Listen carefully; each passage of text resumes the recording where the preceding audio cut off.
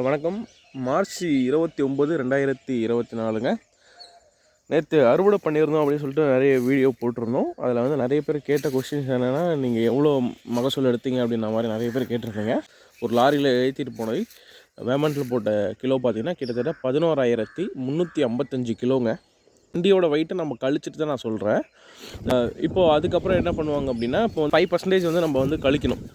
5% எதுக்காக அப்படின்னா, கிலோவுக்கு அதாவது ஒரு டன்னுக்கு 50 கிலோ வந்து கழிச்சிருவாங்க. அப்படின்னு பார்த்தோம் அப்படின்னா நம்மளுக்கு வந்து 567 கிலோ வந்து கழிச்சதுக்கப்புறம் போக மிச்சம் இருக்கிறது பார்த்திங்கன்னா 10,788 கிலோ இருந்துச்சுங்க. இதுக்கு தான் நம்ம வந்து காசு வாங்கணும். 12 ரூபா 80 பைசா அந்த கணக்கில். கிட்டத்தட்ட அது ஒரு 1,38,100 வருதுங்க. 84 ரூபா வரும்.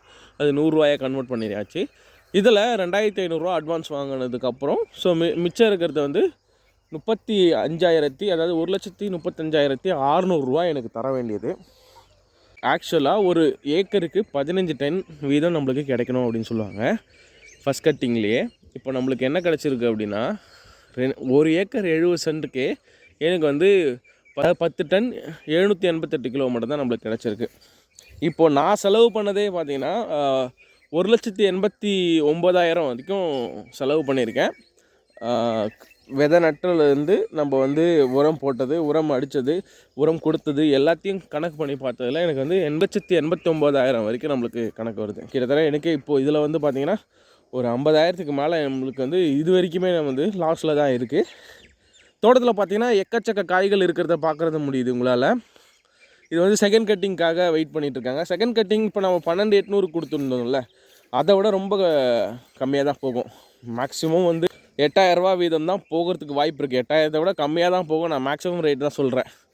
ஸோ அப்படி போனாலும் நம்மளுக்கு வந்து இப்போ ஒரு 6-7 டன் வந்துச்சுனாலும் நம்மளுக்கு ஒரு 30,000-40,000 தான் மேக்ஸிமம் வரும். போட்ட முதலீடு அப்படியே வந்தால் கூட எனக்கு சந்தோஷம் அப்படின்ற மாதிரி தான் இப்போ இருக்கிற நிலமை அப்படி இருக்குது. ஏன்னா இந்த டைம் வந்து எனக்கு மட்டும் இல்லை, எல்லாருக்குமே சம பாதிப்பு அப்படின்ற மாதிரி நம்ம ஏரியாவில் ஃபுல்லாகவே சொல்கிறாங்க. பவுஞ்சூர் சுற்றி வட்டாரம் ஃபுல்லாகவே இதே ரிசல்ட் தான். அந்த அளவுக்கு மகசூல் இல்லை. எனக்கு அதாவது ஒரு மாதத்துக்கு முன்னே அறுவடை பண்ண எல்லாருமே நல்ல மகசூல் எடுத்திருக்காங்க. இப்போது பண்ணுற எல்லாருமே வந்து மகசூல் அந்தளவுக்கு கம்மியாக தான் இருக்காங்க. நான் வீடியோவில் வந்து நான் பொய் சொல்லலாம் அப்படின்னு கூட நீங்கள் நினைக்கலாம். பட் நான் பொய்லாம் சொல்லலைங்க. நான் வந்து ஆக்சுவல் ப்ரைஸ் தான் நான் வந்து சொல்லிகிட்ருக்கேன். நான் வந்து அதுக்கான ஃபோட்டோ ப்ரூஃப்ஸ் எல்லாமே நான் உங்களுக்கு ஷேர் பண்ணுறேன். உண்மையிலேயே ஒரு ஏக்கர் 70 சென்ட் நேற்று அறுவடை பண்ணதில் 10 டன் 788 கிலோ தாங்க வந்துச்சு. 1,35,600 தான் நான் கையில் வாங்கினேன். ஆல்ரெடி 2,500 வந்து நம்மளுக்கு வந்து பார்த்திங்கன்னா அட்வான்ஸ் கொடுத்துட்டாங்க. ஸோ இப்போ வரைக்குமே எனக்கு 50,000 லாஸில் தான் இருக்கேன். காய் தோட்டத்தை விட்டு வெளியில் போனதுக்கப்புறம் தான் நம்மளுக்கு தெரியும் மொத்தம் நம்ம வந்து எவ்வளோ லாபம் எடுத்தோம் அப்படின்னு சொல்லிட்டு. ஏன்னா எனக்கு தெரிஞ்ச வரைக்குமே இதில் லாபம் வர்றதுக்கு இப்போதைக்கு வாய்ப்பு இல்லை அப்படின்ற மாதிரி தான் எனக்கு தோணுச்சு. ஏன் அப்படின்னா, நம்ம தோட்டமே ஒரு ஏக்கர் 70 சென்ட்டில் எனக்கு 10 டன்னு தான் கிடச்சிருக்கு அப்படின்னா, அப்போ மிச்சம் இருக்கிறது எவ்வளோ தான் வரும் அப்படின்றது என்னால் ஜீர்ணிக்கவே முடியலைங்க. உண்மையிலேயே ரொம்ப கஷ்டமாக இருக்குது.